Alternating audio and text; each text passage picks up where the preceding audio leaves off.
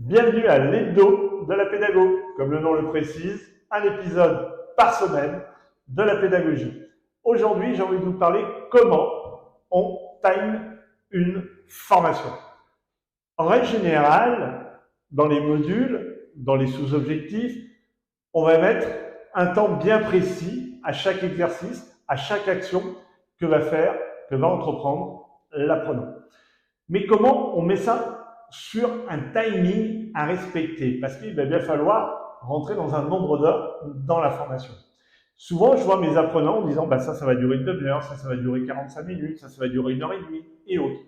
Et après, ils posent des méthodes pédagogiques. Et je leur dis non, parce qu'il vaut mieux poser la méthode et ensuite le timing. Parce que c'est la méthode qui va définir effectivement le temps d'une action. Parce que la même formation, le même sujet, que le fassiez en expositif ou en actif, ce n'est pas le même temps. Donc, la méthode va définir un temps.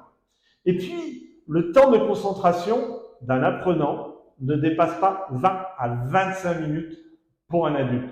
Donc, dans le timing d'un sujet, respectez bien ces règles de 20 minutes. Il est très très important. On ne peut pas faire une méthode expositive de 20 minutes, mais on peut être dans une méthode active de 20 minutes. Attention au jeu. Il y a certaines personnes qui se fatiguent assez vite. Effectivement, lorsqu'on est fatigué, on retient beaucoup moins les compétences qu'on doit développer. Alors, il est très important de faire très attention au timing de la formation, mais rappelez-vous bien ceci, ce qui va faire le timing de votre formation, ce sont les méthodes pédagogiques que vous avez employées.